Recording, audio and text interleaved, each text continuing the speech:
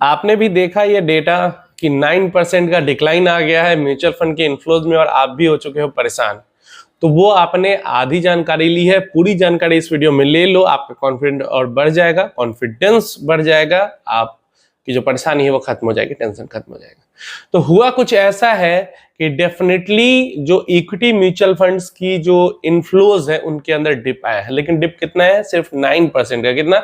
40,000 करोड़ था जून के महीने में, जुलाई के महीने में 37,000 करोड़, 37,000 करोड़। तो एवरेजली 3,000 करोड़ के आसपास का डिप आया है। लेकिन डिप क्यों आया है ये समझ लो। डिप इसलिए आया है कि जुलाई के टाइम में कोई मेजर क्राइसिस हुआ नहीं, कोई भी मेजर क्रैश आया नहीं, मेजर गिरावट नहीं हुई है। अभी देखो जैसे अगस्त के महीने में मेजर थोड़ी सी गिरावट 3-4% की ही, लेकिन हुई ना गिरावट। तो देखना अगले महीने जो अगस्त का डेटा आएगा तो इसमें जो ओवरऑल इक्विटी म्यूचुअल फंड का जो इनफ्लो है वो बढ़ा हुआ आएगा। अब जून के महीने में 40,000 करोड़ इसलिए पहुंच गया था कि जून में एक ही दिन के अंदर 4% 5% की गिरावट हुई थी इलेक्शन रिजल्ट के बाद। तो इसलिए वहां पे इनफ्लो बढ़ गया था, क्योंकि लमसम पैसा बहुत सारे लोगों ने डाला। हाँ ये भी बता देता हूं, ओवरऑल इनफ्लो घटा है, एसआईपी का इनफ्लो नहीं घटा है। मतलब एसआईपी जो 21,000 करोड़ थी जून के महीने में, वो बढ़ के 23,000 करोड़ हो चुकी है। तो एसआईपी के जो नंबर्स है, एसआईपी की जो टोटल वैल्यू है वो बढ़ी है जून से जुलाई के महीने में। जो लगातार इन्वेस्ट कर रहे हैं, एसआईपी में इन्वेस्ट कर रहे हैं, वो अभी भी बढ़ा ही रहे हैं इन्वेस्टमेंट। जो लोग सिर्फ गिरावट पे इन्वेस्टमेंट करते हैं, मतलब लमसम पैसा डालते हैं, उन्होंने जुलाई के महीने में कम पैसा डाला है, इसलिए क्योंकि कोई मेजर गिरावट हुई नहीं है। जून में हुई थी तो डाला था, फिर अगस्त में हुई है तो डाला होगा। तो ये रीजन है, इसके कारण जुलाई के महीने में जून के महीने से थोड़ा सा कम इनफ्लो गया है। अगर हम कैटेगरी वाइज देख लेते हैं तो यहां पे भी हमें मान लो जैसे 37,000 करोड़ का इनफ्लो आया है टोटल इक्विटी म्यूचुअल फंड में, तो उसमें से 50% लगभग 18,000 करोड़ रुपया सिर्फ और सिर्फ सेक्टोरल एंड थीमेटिक फंड्स के अंदर गया।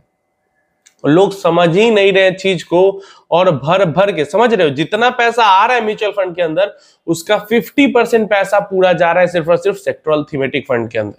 मतलब बढ़ चढ़ के लोग पैसा डाल रहे हैं सेक्टोरल थीमेटिक फंड में। इसका एक रीजन ये भी है कि कुछ 8-9 सेक्टोरल फंड्स के एनएफओ आए थे जुलाई के महीने में, जिसमें लगभग 12,000 रुपए तो एनएफओ से ही कलेक्ट हो गए। तो 6,000 के आसपास पुराने फंड में, सेक्टोरल फंड में पैसा डाला गया है। इसके बाद अगर लार्ज, मिड, स्मॉल और मल्टी को देखते हैं तो इन सब में हमेशा की तरह लार्ज कैप फंड के अंदर सबसे कम पैसा गया है, लगभग 600 करोड़ रुपए ही लार्ज कैप फंड के अंदर गए हैं। मिड कैप, स्मॉल कैप के अंदर भी इनफ्लोज में कमी देखने को मिली है। 1600 करोड़ के लगभग पैसा मिड कैप के अंदर गया है और लगभग 2100 करोड़ के पास स्मॉल कैप के अंदर गया है एक महीने में।